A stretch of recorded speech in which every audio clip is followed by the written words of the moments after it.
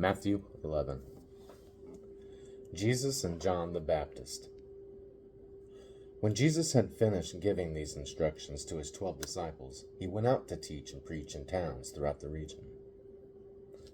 John the Baptist, who was in prison, heard about all the things the Messiah was doing.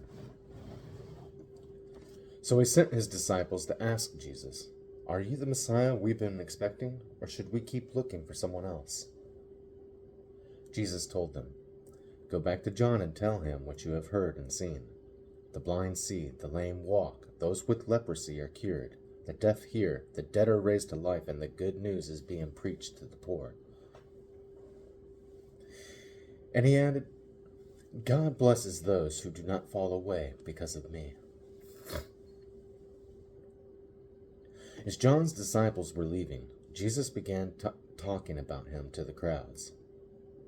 "What kind of man did you go into the wilderness to see? Was he a weak reed, swayed by every breath of wind? Or were you expecting to see a man dressed in expensive clothes? No, people with expensive clothes live in palaces. Were you looking for a prophet?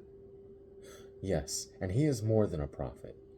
John is the man to whom the scriptures refer when they say, 'Look, I am sending my messenger ahead of you, and he will prepare your way before you.' I tell you the truth, of all who have ever lived, none is greater than John the Baptist. Yet even the least person in the kingdom of heaven is greater than he is. And from the time John the Baptist began preaching until now, the kingdom of heaven has been forcefully advancing, and violent people are attacking it. For before John came, all the prophets in the law of Moses looked forward to this present time. And if you are willing to accept what I say, he is Elijah, the one the prophets said would come. Anyone with ears to hear should listen and understand. To what can I compare this generation? It is like children playing a game in the public square. They complain to their friends. "We played wedding songs and you didn't dance. So we played funeral songs and you didn't mourn." For John didn't spend his time eating and drinking, and you say he's possessed by a demon.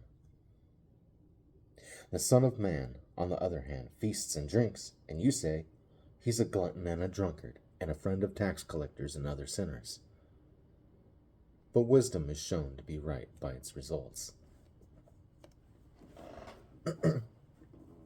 Judgment for the unbelievers. Then Jesus began to denounce the towns where he had done so many of his miracles, because they hadn't repented of their sins and turned to God. "What sorrow awaits you, Chorazin and Bethsaida? For if the miracles I did in you had been done in wicked Tyre and Sidon, their people would have repented of their sins long ago, clothing themselves in burlap and throwing ashes on their head to show their remorse. I tell you, Tyre and Sidon will be better off on Judgment Day than you. And you people of Capernaum, will you be honored in heaven? No, you will go down to the place of the dead. For if the miracles I did for you had been done in wicked Sodom, it would still be here today. I tell you, even Sodom will be better off on Judgment Day than you." Jesus' prayer of thanksgiving. At that time, Jesus prayed this prayer: "O Father, Lord of heaven and earth, thank you for hiding these things from those who think themselves wise and clever, and for revealing them to the childlike. Yes, Father, it pleased you to do it this way. My Father has entrusted everything to me. No one truly knows the Son except the Father, and no one truly knows the Father except the Son and those to whom the Son chooses to reveal him." Then Jesus said, "Come to me, all of you who are weary and carry heavy burdens, and I will give you rest. Take my yoke upon you. Let me teach you, because I am humble and gentle at heart, and you will find rest for your souls. For my yoke is easy to bear, and the burden I give you is light."